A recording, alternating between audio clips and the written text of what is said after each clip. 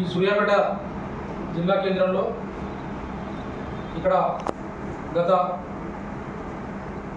కొన్ని నెలలుగా market value మరి ఇక్కడికి వచ్చినటువంటి సూర్యాపేట జిల్లా ప్రజలకు, రియల్ ఎస్టేట్ వ్యాపారులకు, నాతోటి వ్యాపారులకు, నా యొక్క మీడియా మిత్రులకు, పత్రికా విలేకరులకు నా యొక్క హృదయపూర్వక నమస్కారాలు తెలియజేసుకుంటున్నాను. గత కొన్ని నెలలుగా మార్కెట్ వాల్యూ పెంచుతామని తెలంగాణ రాష్ట్ర ప్రభుత్వం నిర్ణయం తీసుకుంది. దానికి ఒక జిల్లాల వారీగా కూడా మీటింగ్ పెట్టుకొని ఈ వాల్యూ ఎంత పెంచాలని కూడా రాష్ట్ర ఒక కమిటీ వేసింది. ఆ కమిటీ కూడా ఆగస్టు 1 నుంచి నిర్ణయాలు తీసుకుంటాని 40% వరకు వాల్యూ పెంచామని కూడా నిర్ణయాలు చెప్పడం జరిగింది. మరి సామాన్య మధ్యతరగతి వారు చాలా ఇబ్బంది పడేటువంటి అవకాశాలు ఉన్నవి. ఇప్పుడు 7.5% మార్కెట్ వాల్యూ ఉంది. మరి మార్కెట్ వాల్యూ విపరీతంగా పెంచడం వల్ల గ్రామ పంచాయతీలో కానీ 20-30 వేల ఉన్న ప్లాటు 60-70 వేలు అయ్యేటటువంటి అవకాశాలు ఉన్నవి. మధ్యతరగతి వాళ్ళు మరి రిజిస్ట్రేషన్ చేసుకున్నటువంటి పరిస్థితులు లేకుండా వాళ్ళు నష్టపోయేటువంటి ఆస్కారం ఉన్నాయి. వాళ్ళ బిడ్డల పెళ్ళిళ్ళ కోసం కానీ, భవిష్యత్ తరాలకు కానీ, పిల్లల చదువులకు కానీ చాలా ఆర్థికంగా నష్టపోతారు. చాలామంది కార్మికులు కానీ, కర్షకులు కానీ, వ్యాపారులు కానీ, ఉద్యోగులు కానీ మరి నాకు చాలామంది కూడా చెప్పడం జరిగింది.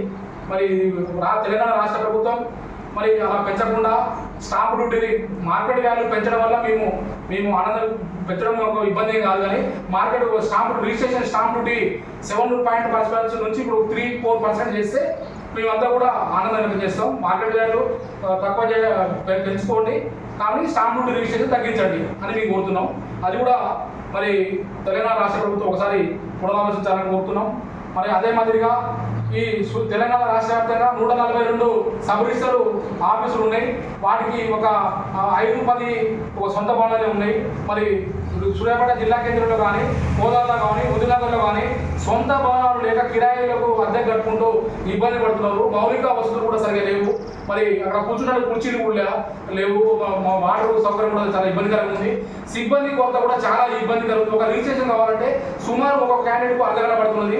అది అక్కడికి వచ్చినటువంటి రిజిస్ట్రేషన్ సిబ్బంది కూడా లేక చాలా ఇబ్బంది పడుతున్నారు. మరి తెలంగాణ రాష్ట్ర ప్రభుత్వం మరి కొత్త హంగులతోని సొంత భవనాలు కూడా నిర్మిస్తారని కూడా చెప్పడం జరిగింది తెలంగాణ రాష్ట్ర ప్రభుత్వం.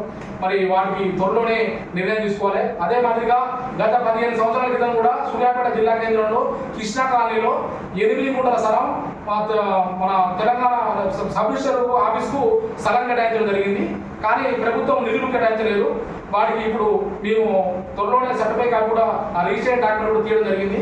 దానికి త్వరలో కూడా జిల్లా కలెక్టర్ గారికి ఇస్తాం. దానికి నిధులు కేటాయించి మంచి అంగులతోని కొత్త నూతన భవనాన్ని ఏర్పాటు చేసి మరి చేయాలని కోరుతున్నాం. అదే మాదిరిగా మున్సిపాలిటీలో మీ సేవలో LRS కోసం 10,000 రూపాయలు రియల్ ఎస్టేట్ వ్యాపారులు కట్టించుకున్నారు. అది హైకోర్టులో పెండింగ్ ఉందని చెప్తున్నారు. అది కూడా పెండింగ్ కూడా తెలంగాణ రాష్ట్ర ప్రభుత్వం పరిశీలించాలి. అది కట్టుకొని చాలా మంది ఈ ఎకరం లోపునటువంటి మధ్యతరగతి వారు ఎకరం ఉండాలని రిజిస్ట్రేషన్ చేసుకోవడం ఇబ్బంది అవుతుంది. ఇంకొక విషయం ఏంటంటే 2019-2020లో మార్కెట్ వాల్యూ ఏ విధంగా ఉందో అదే వాల్యూ కూడా ప్రజలకు ఇబ్బంది లేకుండా వాల్యూ కూడా అదే వాల్యూ కట్టించుకొని LRS రెగ్యులర్ చేయాలని కోరుతున్నాం. ఇంకా మౌలిక వస్తువులని మార్కెట్ ముఖ్యంగా మాకు కావాల్సింది ఈ మార్కెట్ వాల్యూ పెంచుకోవడం మాకేమీ ఇబ్బంది లేదు. కానీ ఈ రిజిస్ట్రేషన్ స్టాంప్ డ్యూటీ అనేది 3%-4% చేసి మాకు న్యాయం జరుగుతుంది. ఈ పట్టణంలో టౌన్లో ఒక ప్లాట్ రిజిస్ట్రేషన్ చేసుకోవడం 2 లక్షలు అవుతుంది.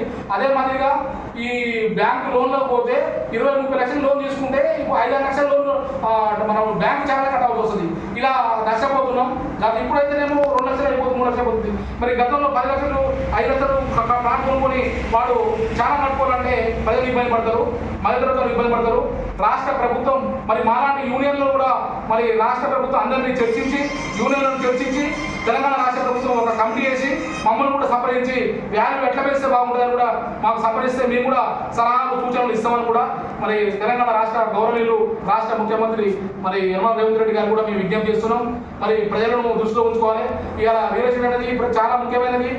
గత 5-10 సంవత్సరాల నుంచి రియల్ ఎస్టేట్ వెనుకబడ్డది. మరి ఇలా మార్కెట్ వాళ్ళు ఇంకా పెంచితే మరి ఇక రాష్ట్ర ప్రభుత్వం మరి ప్రజలు చాలా ఇబ్బంది పడేటువంటి అవకాశాలు ఉన్నాయి. మరి వాళ్ళందరినీ పేదవాళ్ళని మధ్యవర్గాలని దృష్టిలో ఉంచుకొని ఒకసారి పునరాలోచన చేసి ప్రజలకు న్యాయం జరగాలి. మార్కెట్ వాళ్ళు తక్కువ చేసి స్టాంప్ డ్యూటీ 3% చేయాలని సభాముఖంగా తెలియజేసుకుంటూ మీడియా మిత్రులకు మరి ఇక్కడ వచ్చిన వ్యాపారులకు నాకు మళ్ళీ ఒకసారి ఉదయం నమస్కారం తెలుసుకున్నాను.